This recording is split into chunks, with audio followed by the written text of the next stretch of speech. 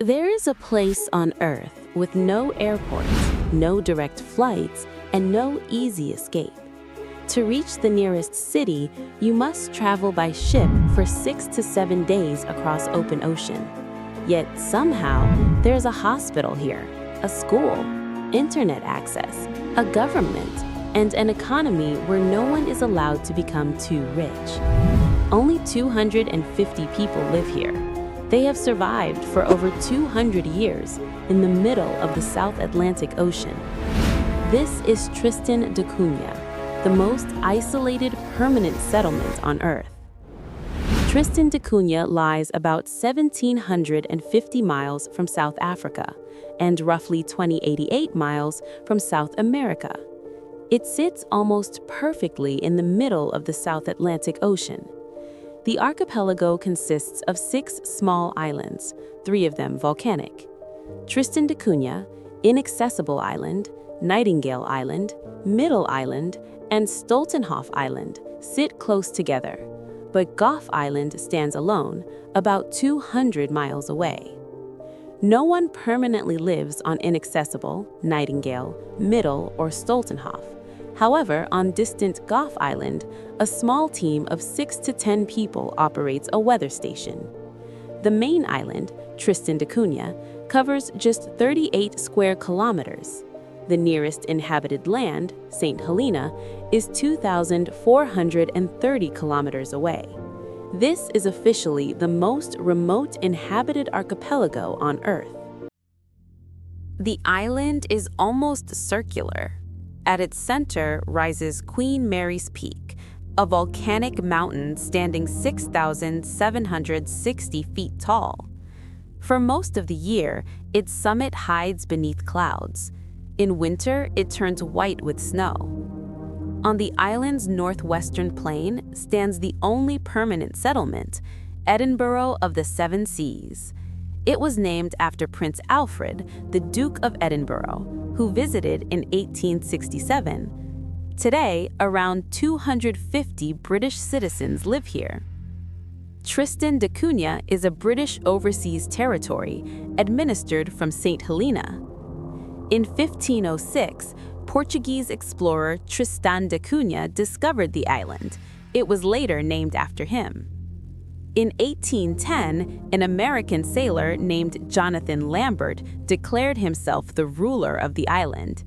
He even renamed it Refreshment Island, but his rule was short-lived. In 1812, he died in a sea accident, and with him, his tiny kingdom disappeared. In 1815, after the Battle of Waterloo, Napoleon Bonaparte was exiled to St. Helena. The British feared that the French might attempt a rescue using Tristan da Cunha as a base. So, in 1816, Britain established a military garrison here. Although the garrison was removed in 1817, Scottish Corporal William Glass and several others chose to stay. They brought supplies from South Africa's Cape Colony, built homes, constructed boats, and even created their own constitution.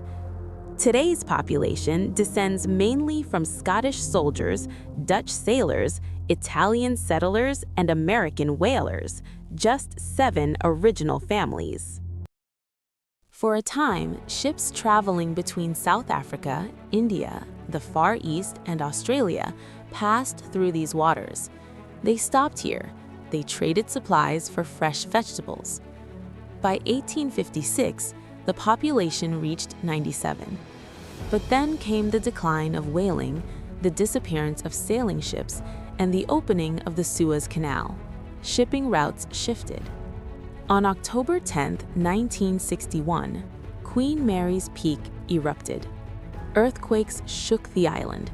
Residents were evacuated by fishing boats to uninhabited Nightingale Island. Soon after, they were transported to South Africa and England for nearly 2 years. In 1962, a Royal Society expedition determined that Edinburgh of the Seven Seas had survived largely intact. In 1963, most families returned home. Because this island was not just land, it was identity. Despite its isolation, the island has a grocery store, though orders must be placed months in advance, a monthly supply ship from Cape Town, a hospital with X-ray, wards, an operating theater, emergency and dental care. Patients needing advanced treatment are sent to South Africa or the UK, a school, a post office, a church, a community hall, a cafe, a museum, a paved road, a bus service, diesel-powered electricity, television broadcasting, internet access, a local newspaper, and a beautifully maintained seaside cemetery. There is no airport. The only way in or out is by sea. The journey from Cape Town takes 6 to 7 days. Traffic faded. Many residents left. Isolation returned. For over 200 years, potato farming has been essential for survival. There is even a dedicated storage facility. All land is communally owned. Administrative systems ensure no family can accumulate excessive wealth. There is no unemployment. Residents raise cattle for milk. They grow fruits and vegetables. They create handicrafts. They sell Tristan da Cunha postage stamps online. But the primary source of income comes from fishing, especially lobster. The islands are internationally recognized for bird conservation. There are 13 species of seabirds and at least 2 migratory species. Elephant seals and whales inhabit the surrounding waters. On November 13, 2020, 687,247 square kilometers around the islands were declared a marine protected area, the largest no-take zone in the Atlantic. There is no visa system. Anyone wishing to visit must obtain permission from the Tristan da Cunha government before booking passage. At dusk, seabirds return to the volcanic slopes. In the seaside cemetery, ancestors rest quietly. Far from the noise of the modern world, 250 people continue to live in balance with the ocean. Out here, the past fades, the future feels distant, only the present truly matters. And perhaps that is why, deep down, so many of us wonder, what if isolation isn't a weakness? What if it's freedom?